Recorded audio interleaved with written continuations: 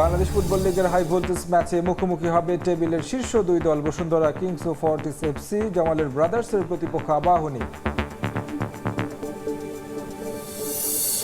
এবং লা লিগায় বার্সেলোনার সঙ্গে পয়েন্ট ব্যবধান কমাতে মাঠে নামছে রিয়াল মাদ্রিদ। প্রতিপক্ষ এলচে। ইউসিএল হারের তিক্ততা ভুলে ওয়েস্ট হ্যামের আতিথ্য নেবে ম্যানচেস্টার সিটি।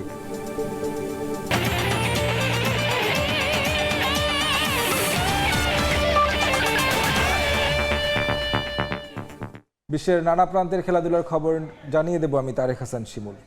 বিতর্কিত রান আউটের পর বাংলাদেশ ও মেহেদী হাসান মিরাজের স্পোর্টসম্যানশিপকে কাঠগড়ায় দাঁড় করালেন পাকিস্তানি ব্যাটার সালমান আলী আগা।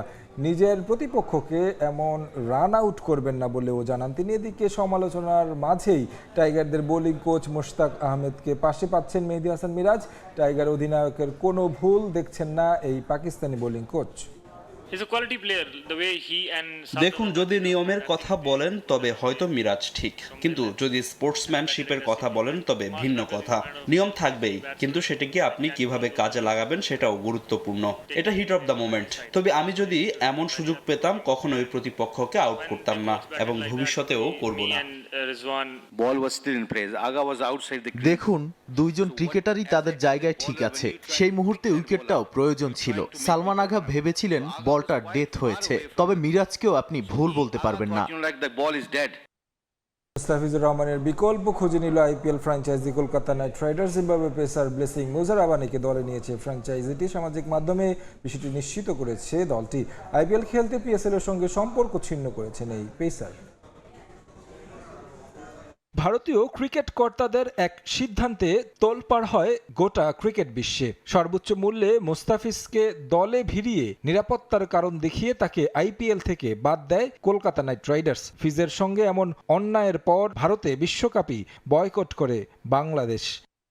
বাংলাদেশে নির্বাচিত সরকার গঠনের পর মুস্তাফিজের বিকল্প ঘোষণা করল কলকাতা নাইট রাইডার্স। ফিজের স্থলাভিষিক্ত করা হয়েছে Zimbabwe pacer Blessing মুজারাবানিকে।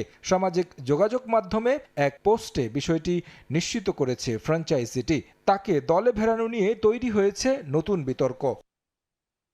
পিএসএলে Islamabad United দলে নিয়েছিল ব্লেসিং মুজারাবানিকে। আইপিএলে যোগ দিতে তিনি সম্পর্ক ছিন্ন করেছেন পিএসএল এর সঙ্গে। ২৬ মার্চ থেকে শুরু হবে পিএসএল আর ২৮ মার্চ থেকে শুরু হবে আইপিএল, যে কারণে পিএসএলকে বাদ দিয়ে আইপিএলে খেলার সিদ্ধান্ত নিয়েছেন।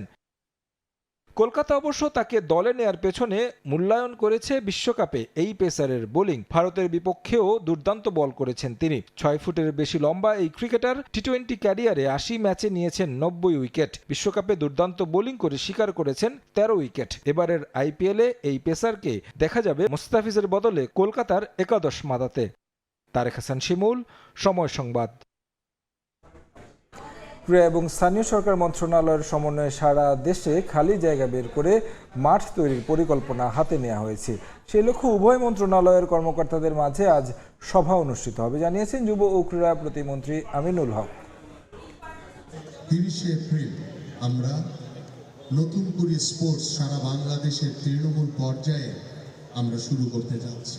আমরা ঢাকা মহানগরী সহ সারা বাংলাদেশে যেখানে যেখানে খালি জায়গা রয়েছে সেগুলোকে মাঠের জন্য সংরক্ষণ করে আমরা যাতে মাঠের বাস্তবায়ন করতে পারি সেই লক্ষ্য নিয়ে আমরা ইতিমধ্যে আগামী কালকে একটি গুরুত্বপূর্ণ মিটিংয়ে বসবো এবং সেই মিটিংয়ের পরে আমরা যেখানে যেখানে খালি জায়গা থাকবে সেখানে মাঠের জন্য আমাদের প্রত্যেকটি এলাকায় যাতে খেলার উপযোগী মাঠ তৈরি করতে পারি সেই পরিকল্পনা ইতিমধ্যে আমরা হাতে নিয়েছি।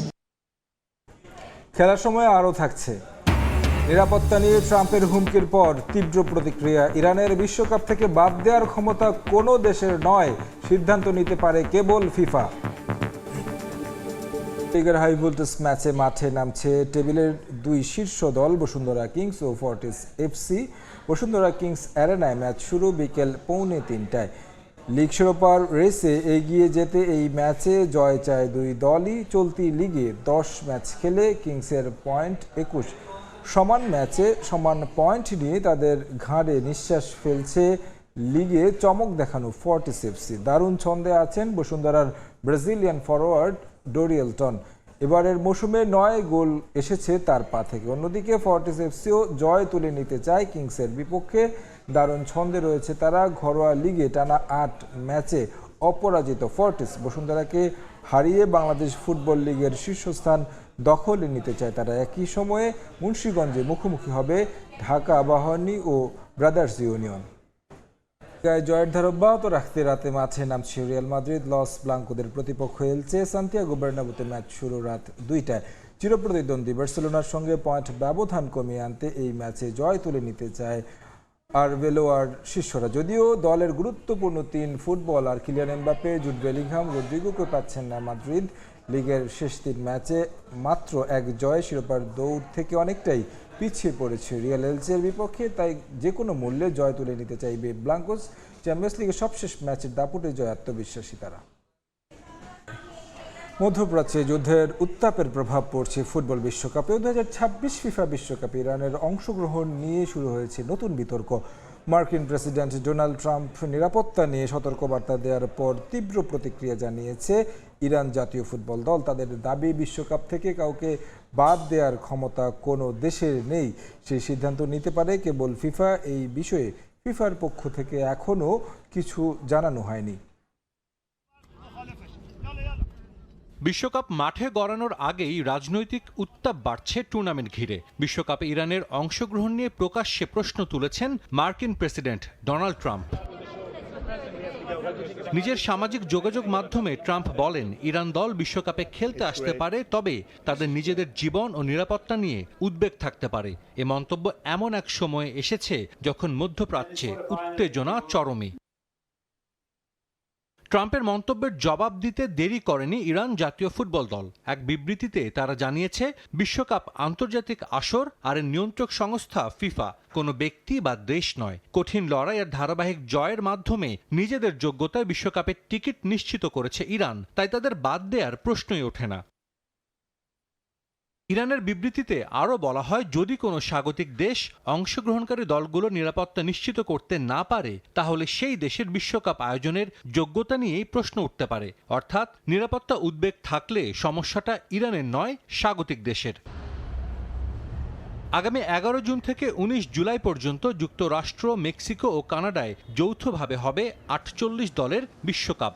জি গ্রুপে ইরানের 3টি ম্যাচই হওয়ার কথা যুক্তরাষ্ট্রে। বিশ্বকাপে সুযোগ পেয়েও কোনো দলের না খেলার নজির নেই আধুনিক ফুটবলে। ইরান শেষ পর্যন্ত যদি সরে দাঁড়ায় বা ট্রাম্পের ওই মন্তব্য ধরে নিরাপত্তা শঙ্কায় বিশ্বকাপে না খেলে, তবে কি হবে তা বলা কঠিন। এ বিষয়ে মুখে কুলুপ এঁটে রেখেছে ফিফা। সাজিদ মুস্তাহিদ, সময় সংবাদ। এবারের ফুটবল বিশ্বকাপে বাংলাদেশের পতাকা নিয়ে যাচ্ছে শাহ সিমেন্ট ও হামজার সেরা ফ্যানরা। Shah cement Hamza number 1 fan চ্যালেঞ্জের গ্র্যান্ড ফিনালে শেষে 5 জন সেরা ফ্যান জিতে নিয়েছেন বিশ্বকাপের ম্যাচ টিকিট। ফুটবলের উন্মাদনা আর স্বপ্নকে আরও এক ধাপ এগিয়ে নিতে আয়োজন করা হয়েছিল এই প্রতিযোগিতার। দেশের হাজারো ফুটবল প্রেমী ফ্যান অংশ নেন এই ক্যাম্পেইনে। গ্র্যান্ড ফিনালেতে 50 জনের মধ্যে 5 জন জিতে নেন ফিফা বিশ্বকাপের ম্যাচ টিকিট। বিজয়ীদের হাতে পুরস্কার তুলে দেন শাহ সিমেন্ট ও আবুল খায়ের গ্রুপের ঊর্ধ্বতন কর্মকর্তারা।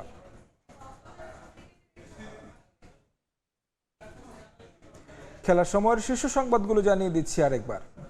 বাংলাদেশ ফুটবল লিগের হাই ভোল্টেজ ম্যাচে মুখোমুখি হবে টেবিলের শীর্ষ 2 দল বসুন্ধরা কিংস ও ফর্টিস এফসি। জামালের ব্রাদার্সের প্রতিপক্ষ আবাহনী।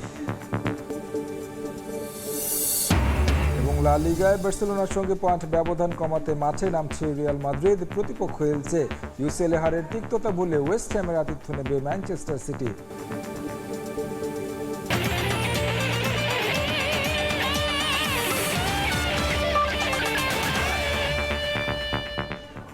এই ছিল খেলার সময়ের পর দুপুরের সময়ের সঙ্গে থাকবেন কামরুজ্জামান মামুন।